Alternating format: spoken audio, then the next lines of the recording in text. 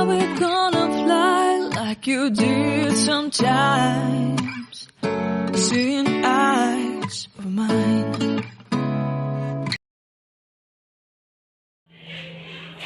Assalamualaikum Pak. Waalaikumsalam warahmatullahi wabarakatuh. Silakan Pak Rahman dulu.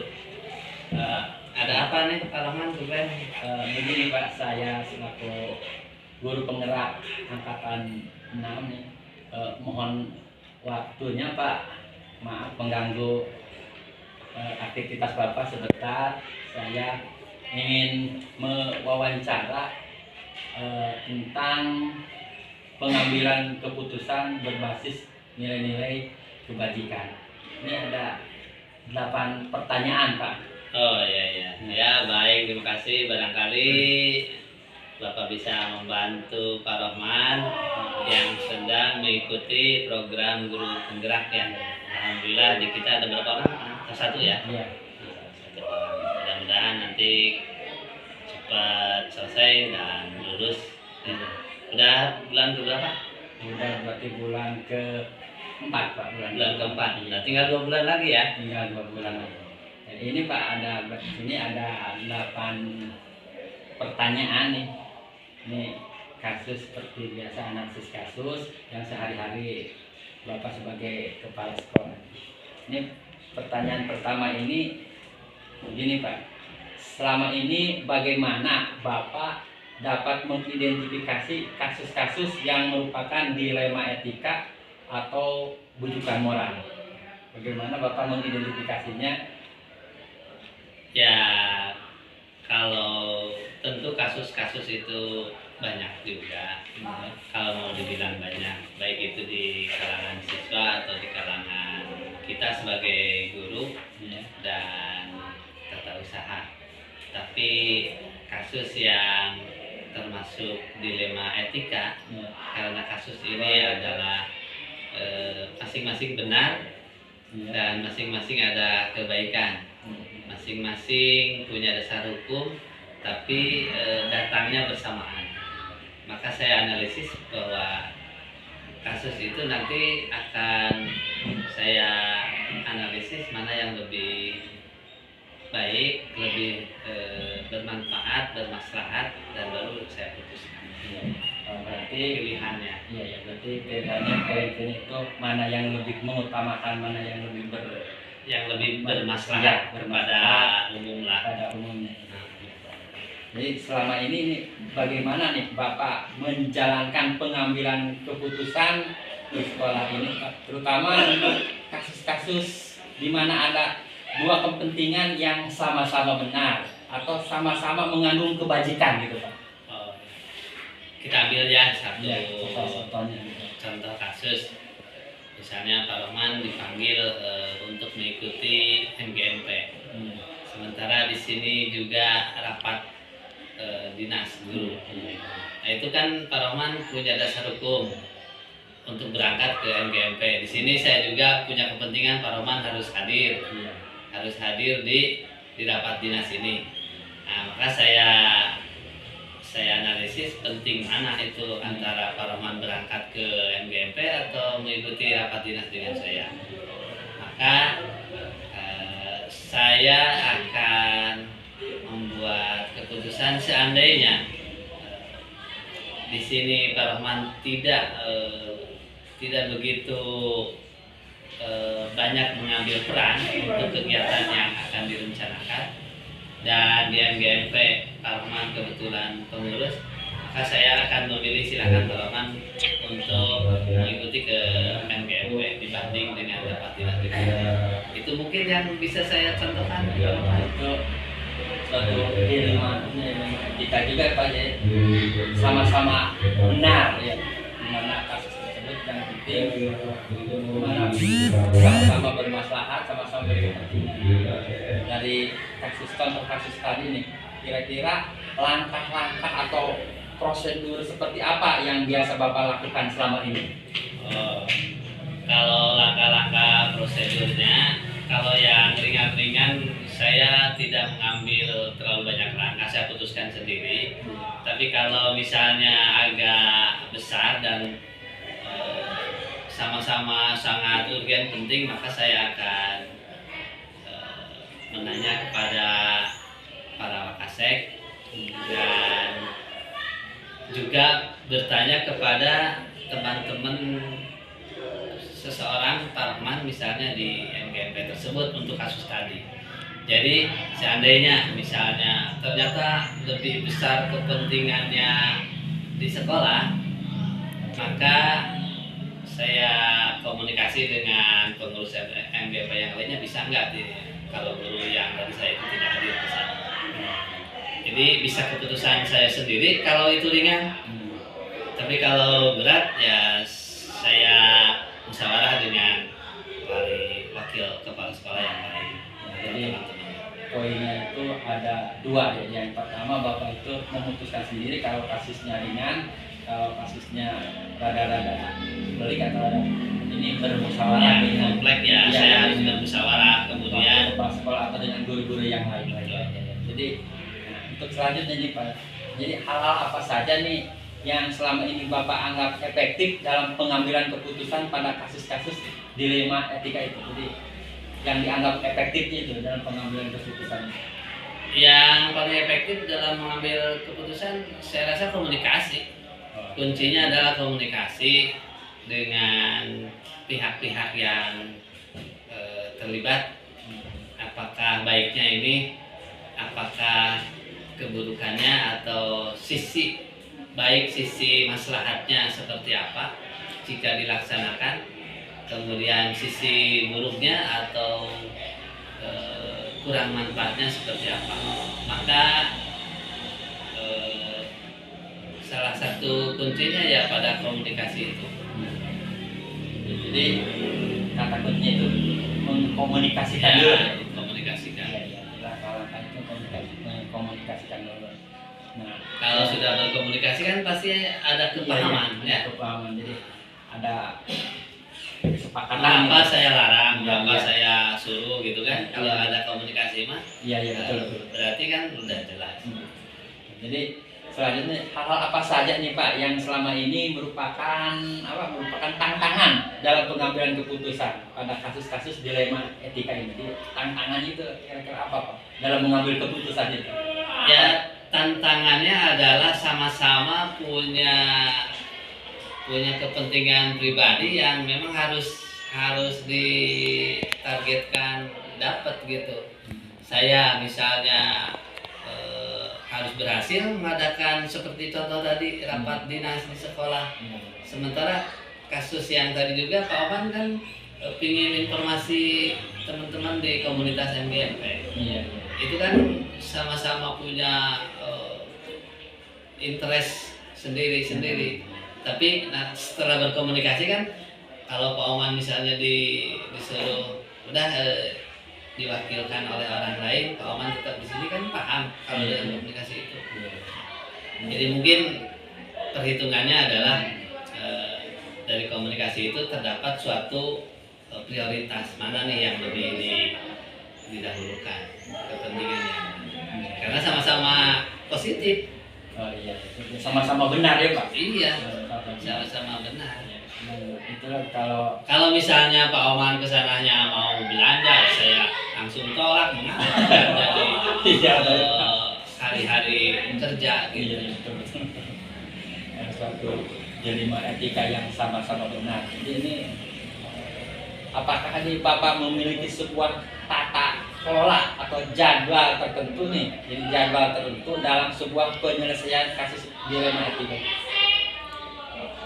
Kalau secara tata kelola, karena kasus itu kan muncul biasanya insidentil atau tiba-tiba, berbeda dengan permasalahan yang sudah terjadi sebelumnya.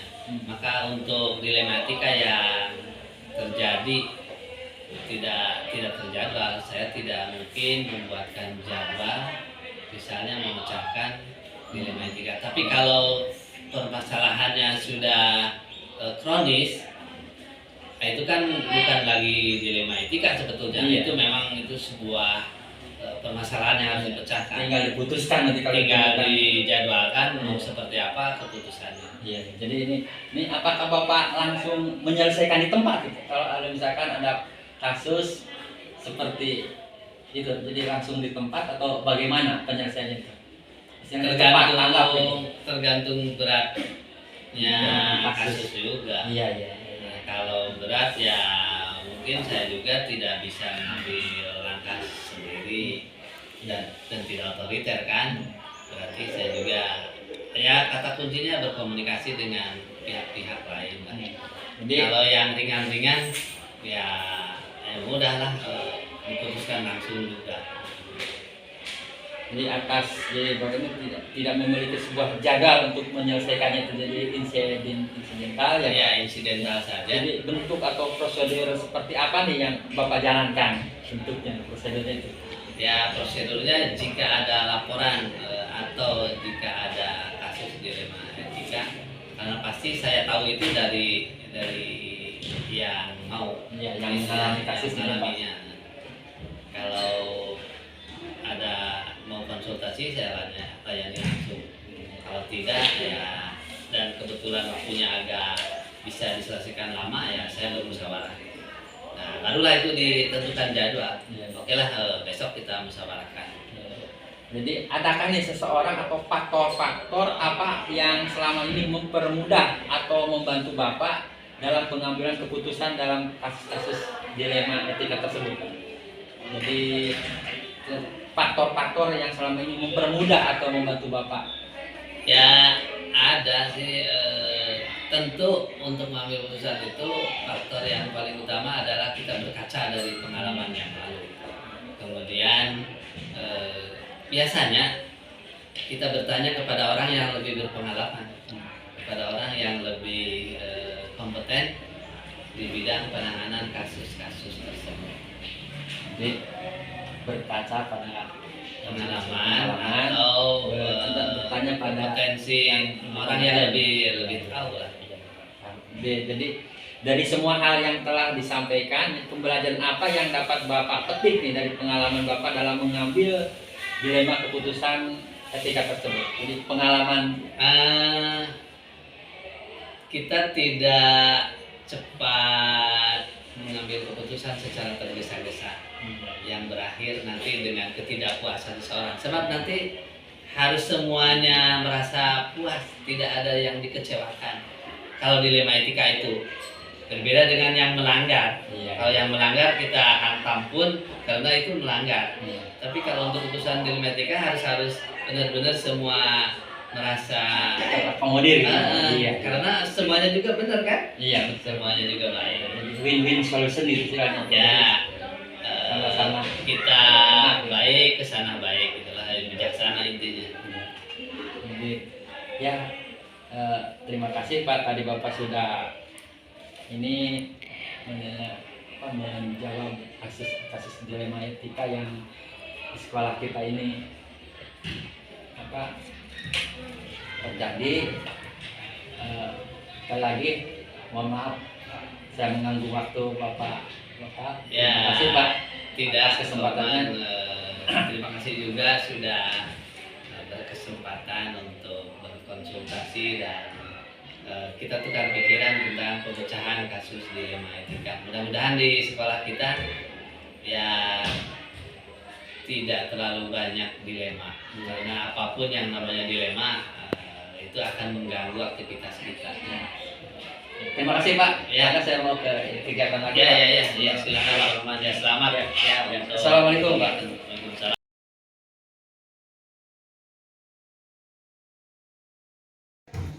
Assalamualaikum. Waalaikumsalam warahmatullahi wabarakatuh. Oh, silakan duduk Pak. Ya. Alhamdulillah. Dari mana Pak? Saya dari SMP 2 Kertajati Pak. Mohon maaf mengganggu waktu kegiatan Bapak sebentar ini Pak. Saya dari guru penggerak angkatan 6. Saya akan mewawancarai Bapak sebagai kepala sekolah SMP 4 Trisi ya Pak. Wawancara ini masalah pengambilan keputusan berbasis nilai-nilai kebajikan sebagai pemimpin. Ini dalam wawancara ini Pak, ini ada 8 pertanyaan Pak ya. Silakan. Ini jawaban mangga nih, bagaimana Bapak saja kira-kira Ya silakan Ini kalau sesuai dengan kasus yang Bapak alami sebagai kepala sekolah. mangga silakan saya sekiranya bapak mempunyai saya silakan saja mangga mulai bisa saya. Ini pertanyaan pertama ini begini Pak. Selama ini bagaimana Bapak dapat mengidentifikasi nih kasus-kasus yang merupakan dilema etika atau bujukan moral? Gimana Pak? Selama ini saya melihat dari sudut pandang moral dan hukum apabila memang kasus tersebut melawan hukum, maka sudah tentu benar dan salah. Namun jika masih dikatakan benar atau lawan benar masalah tersebut adalah dilema etika. Contohnya ini kan ada guru oleh dinas pendidikan disuruh rapat mendadak masalah SKP dan di sekolah juga akan ada rapat penting misalkan ini, sehingga saya mengutamakan guru tersebut untuk menghindari rapat dinas itu. Ya, itu kan dilema etika di mana Iya. masing-masing benar, ini benar ya kasus ini benar, jadi sama-sama benar. Jadi Bapak mengutamakan ya guru yang itu ya, Iya, betul. karena juga itu kepentingan bersama ya yang pendidikan ya. Iya. Ini ya, selanjutnya Pak, ini selama ini bagaimana nih Bapak menjalankan pengambilan keputusan di sekolah Bapak ini, terutama untuk kasus-kasus di mana ada dua kepentingan yang sama-sama benar atau sama-sama mengandung kebajikan. Gimana Pak?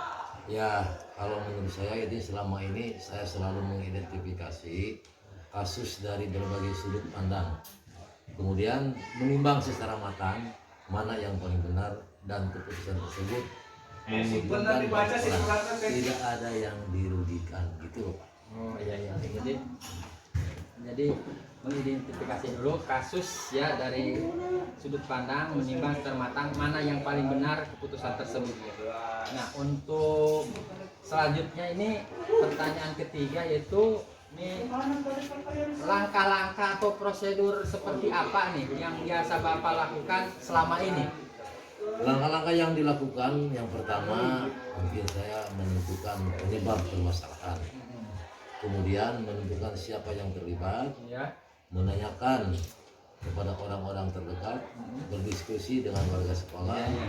Itu bisa saya lakukan, membuat beberapa solusi keputusan, menimbang lagi dari berbagai sudut sebelum memutuskan atau mengambil solusi. Jadi pada intinya itu berdiskusi dengan warga Iya, dengan sekolah warga bagaimana sekitar. menimbangnya, kemudian diputuskan. Jadi ini selanjutnya nih Pak nih, ini hal apa saja nih Pak yang selama ini Bapak anggap efektif dalam pengambilan keputusan pada kasus-kasus dilema etika tersebut Pak? Ya, kalau kasus-kasus dilema etika tersebut saya melakukan analisis kasus, kemudian menentukan solusinya sesuai dengan peraturan dan norma yang berlaku tentunya, dan mengedepankan kepentingan umum. Solusi tersebut itu harus bermanfaat mungkin bagi banyak orang, dan baik dari secara jangka panjang, jangka pendek, dan jangka panjang. Iya, jadi pada intinya itu bermanfaat ya bagi banyak orang, bagi kepentingan umum ya Pak ya. Jadi yang penting mengedepankan kepentingan umum begitu ya. Nah, ya begitu kira-kira. hal-hal apa saja nih Pak yang selama ini merupakan tantangan dalam pengambilan keputusan pada kasus-kasus dilema etika tersebut? Tantangan kira-kira apa nih Pak? Kalau menurut saya tantangan dalam mengambil keputusan adalah mencari keputusan yang terbaik, karena keduanya merupakan masalah yang sama-sama mungkin benar dalam mengambil keputusan dan harus menguntungkan kedua belah pihak, baik dari dan apa istilahnya menguntungkan dari kedua belah pihak dan tidak merugikan salah satunya, itu Pak. Ya. Jadi harus menguntungkan kedua belah pihak. Ya, Jadi betul. soalnya win-win solution, sama-sama mengakomodir semua pihak ya. Ya, Nih, seperti iya. itu kira-kira. Jadi apakah Bapak memiliki sebuah tata kelola atau jadwal tertentu nih Pak dalam sebuah penyelesaian kasus dilematika? Apakah Bapak langsung menyelesaikan di tempat atau memiliki sebuah jadwal untuk menyelesaikannya, atau bentuk atau prosedur seperti apa nih yang Bapak jalankan? Kira-kira. Oh, kalau masalah itu untuk memutuskan masalah tentu masalah yang ringan biasanya bisa langsung diputuskan. Tetapi jika masalah itu berat, saya akan melakukan sesuai langkah-langkah yang disebutkan sebelumnya tadi, yaitu menentukan penyebab permasalahannya, kemudian menentukan siapa yang terlibat, menanyakan kepada orang-orang yang terdekat, berdiskusi dengan warga-warga sekolah yang terdekat, dengan masyarakat yang terdekat, membuat beberapa solusi keputusan, menimbang lagi dari berbagai sudut sebelum memutuskan atau mengambil solusi itu, Pak. Barangkali itu mungkin jawabannya gitu. Jadi menimbang dulu sebelum solusi yang diputuskan ya. Iya, seperti itu. Ini kira-kira nih Pak, adakah nih seseorang atau faktor-faktor apa ya yang selama ini mempermudah atau membantu Bapak nih dalam pengambilan keputusan dalam kasus-kasus dilema etika ini? Kalau pengambilan keputusan dalam kasus dilema etika semacam ini dalam mengambil keputusan, saya selalu mengajak warga sekolah atau stakeholder lah, wali murid tentunya, atau juga orang-orang yang mempunyai kedekatan personal dengan komite, dengan warga yang mengalami permasalahan. Hal itu mungkin akan dapat membantu dalam mencari alternatif solusi kasus. Jadi mengajak seluruh warga sekolah ya untuk membantu dalam mencari alternatif solusi ini. Selanjutnya nih Pak, nih pertanyaan yang terakhir nih Pak, dari semua hal yang telah disampaikan, pembelajaran apa nih yang dapat Bapak petik nih dari pengalaman Bapak dalam pengambil dilema keputusan tersebut? Ya, saya kira pelajaran yang dapat diambil adalah saya jadi lebih bijak gitu Pak. Iya. Saya jadi lebih bijaksana dalam menganalisis sebuah permasalahan, mencari alternatif untuk dijadikan pertimbangan tentu, dan menentukan solusi yang tepat tentunya, yang tepat dan solusi yang terbaik mungkin itu Pak jawabannya dari saya. Ya itu saja ya Pak. Terima kasih nih Pak, mohon maaf pengganggu Oh waktunya. ya, tidak apa-apa Pak. Ya, dalam wawancara ini jadi ada beberapa kesimpulan dan saya akan menerapkan bagaimana cara pengambilan keputusan yang SMP 4 Risi ini lakukannya Pak ya. Iya, enggak Pak. Terima kasih Pak, dan saya juga mohon maaf ada ini jadi ada kepentingan lain lagi, mohon pamit Pak untuk Mangga. selanjutnya. Mangga Pak, saya mau siap, ini mangga. kegiatan yang lain Pak. Terima kasih Pak. Assalamualaikum warahmatullahi wabarakatuh. Assalamualaikum.